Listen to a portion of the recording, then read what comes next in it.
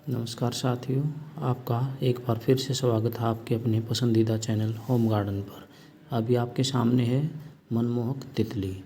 जब भी उड़ती है, फूलों पर बैठती है तो हमारे मन को मोह लेती है ये तितली बटरफ्लाई, जो कि हमारे आँखों को बहुत सुंदर लगती है, अच्छा दृश्य लगता है। लेकिन क्या कभी आपने सोचा है कि यही बटरफ्लाई, यही तितली हमारे पौधों के लिए हानिकारक भी हो सकती है?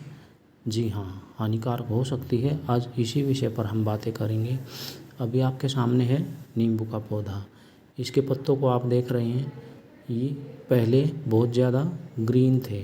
अब इंसेक्ट के अटैक की वजह से इनका रंग पहले से पीला सा पड़ने लग गया है और ये थोड़े थोड़े से मुड़े हुए, सिकुड़े हुए नज़र आने लगे हैं। तो इसका मुख्य कारण क्या है, आज उसी के बारे में हम बात करेंगे। अभी मैं आपको दिखाऊंगा कि किस प्रकार से बटरफ्लाई हमारे इन पौधों के लिए, इनके पत्तों के लिए हानिकार हो सकती है। तो आप देखेंगे कि नींबू के इन पत्तों पर आपको कुछ स्पॉट से नज़र आएंगे। ये स्पॉट क्या हैं? ये बटरफ्लाई द्वारा दिए गए अंडे हैं और बाद में ये अपना एक अंडे से किस प्रकार से एक पूर्ण विकसित तितली के रूप में अपना जीवन प्रारंभ करते हैं, उस पूरे स्पान को, उस पूरे तरीके को किस प्रकार से ये छोटे एक अंडे से लार्वा, प्यूपा और फिर पूर्ण विकसित तितली में अपने आप को परिवर्तित करते हैं। अभी आप देख रहे हैं इसकी थर्ड स्टेज को, यानी कि ये अभी पूर्ण रूप से विकसित होने से पहले की कंडीशन में है। पहले मैंने आपको दिखाया था कि किस प्रकार से ये छोटे एक काले कीड़े के रूप में हमें नज़र आ रही थी, लेकिन इसने हमारे पत्तों को खा खा करके, हरे पत्तों को खा खा करके अपने आप को भी हरा बना लिया। अभी मैं एक छोटी स्टिक की सहायता से इनको हटा करके पत्तों के ऊपर से आपको दिखाऊंगा कि किस प्रकार से ये कीड़ा होता है। इसको हम कैटरपिलर कहते हैं। तो आप देखेंगे ये पत्ते के ऊपर से मैंने नीचे गिरा दिया है और अब इसको डंडी पर उठा करके आपको दिखाता हूँ नज़दीक से कि किस प्रकार से ये इंसेक्ट हमारे पौधों को नुकसान पहुंचाता है।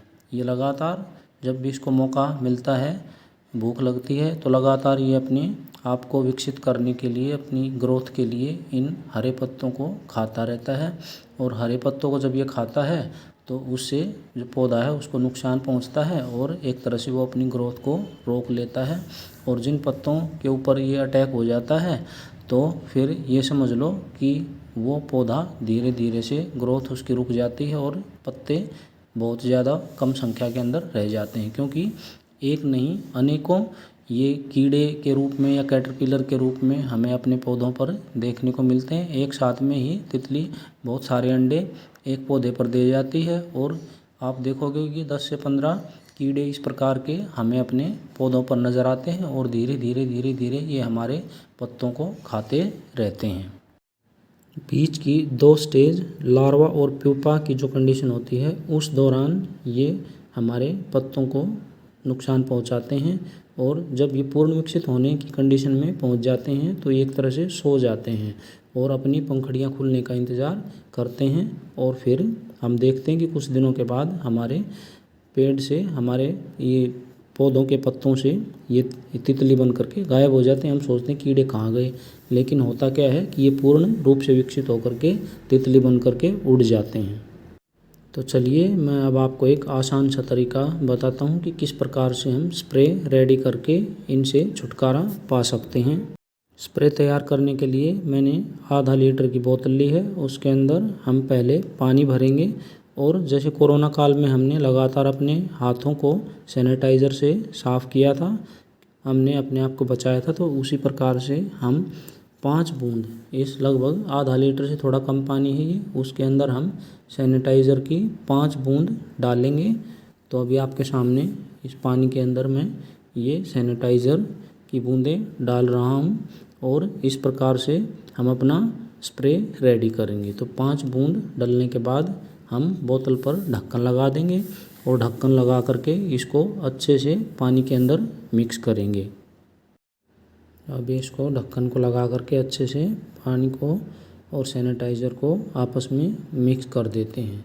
तो आप देखोगे इसमें हल्की सी झाग भी बन जाएगी। देखिए अच्छे से पूरी तरह से इसको हमने मिक्स कर लेना है और मिक्स होने के बाद ये हमारा स्प्रे रेडी है। तो आपको झाग भी ऊपर नज़र आ रही होगी और आपको पता ही है कि कोरोना जैसी खतरनाक बीमारी को भी हमने हैंड सैनिटाइज़र का यूज़ करते हुए अपने आप को सुरक्षित रखा था। तो आज यही हैंड सैनिटाइज़र हमारे पौधों को भी एक तरह से सुरक्षित रखेगा।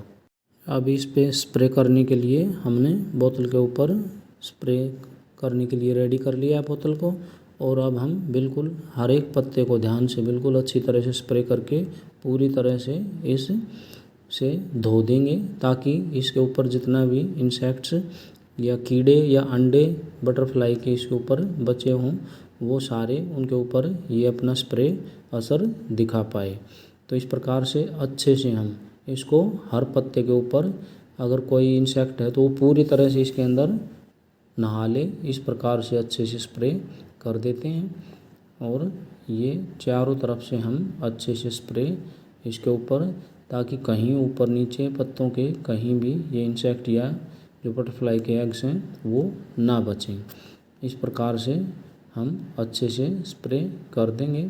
पहले हम नींबू पर अच्छे से स्प्रे करेंगे, उसके बाद साथ में हमारा कड़ी पत्ता का जो पौधा है वो लगा हुआ है, उस पर भी इन बटरफ्लाई जो कैटरपिलर ने अटैक किया हुआ है। तो इसके नींबू पर स्प्रे करने के बाद हम अपने कड़ी पत्ते के पौधे पर भी स्प्रे करेंगे।